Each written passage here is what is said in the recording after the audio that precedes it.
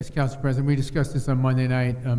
There was an across-the-board cut in every department. Recreation took a 10% cut across the board, which impacted the leagues at a rate of 10% reduction. So we reduced the rate by 10%. That's correct. We reduced the league funding by 10%. But then why are we sending out letters saying they can have the 10% back if they buy tickets to a comedy show?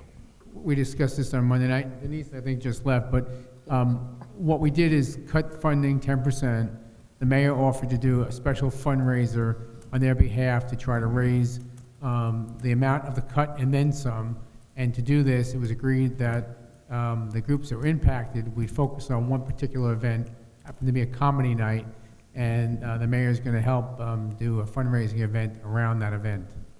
Right. Raise the money that was cut and then additional amount. And we changed the criteria set up in the ordinance to establish that, the rates that we chose. No, the rates the ordinance talks about an allocation. It doesn't talk about a dollar amount. The allocation, a formula for allocation is what, right, what the ordinance talks about. Right. So the allocation formula is the same. We just cut this, council just cut the amount that the right, leagues are going to be entitled to. That's correct. Okay. All right. The other question, it's kind of interesting. I haven't heard it mentioned in a long time, but if we really wanted to, and I know council members here are really concerned about being perceived as being in favor of public safety. If we really want to start taking politics out of public safety, in particular the fire and the police primarily, you might want to think long and hard about civil service. I know it's been discussed for 15, 20 years in Edison Township.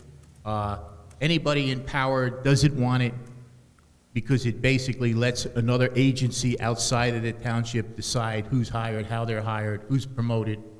And I'm not saying it's a perfect system, but you look at the county and what have you, and other police departments in the area that have it, they don't have the issues that we have had in Edison over the last 10 years.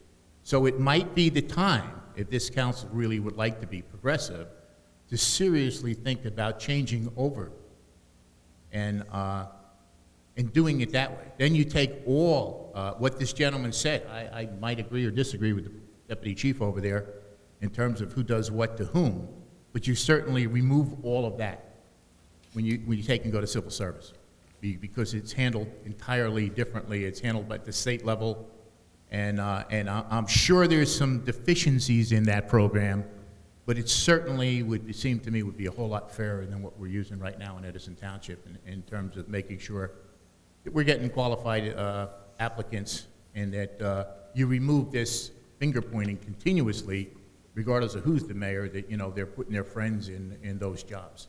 So I would think about that. Okay. Thank you. Thank you, sir. Mrs. Takish? I'm sorry. Mrs. Tasman?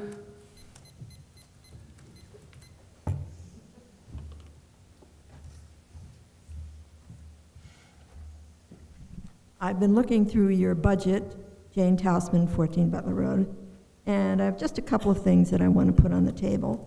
One of them is that I've observed that you're up $3 million since January of 2008.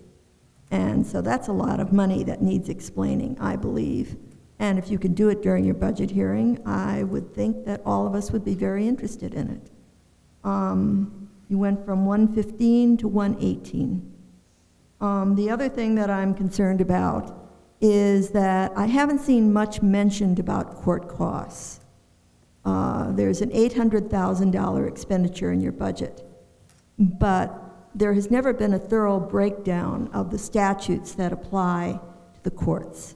And I would think, since I was in a very crowded courtroom a few weeks ago, that we heard nothing but $65 or more for every single fine that was discussed in that room, and they went up to $250 even.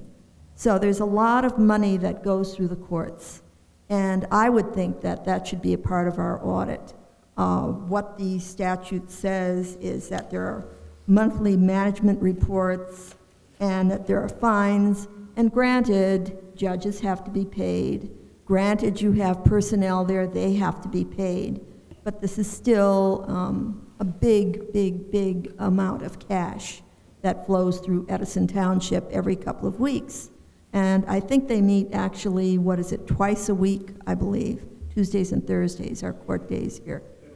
And I think that would be very, very important to know about.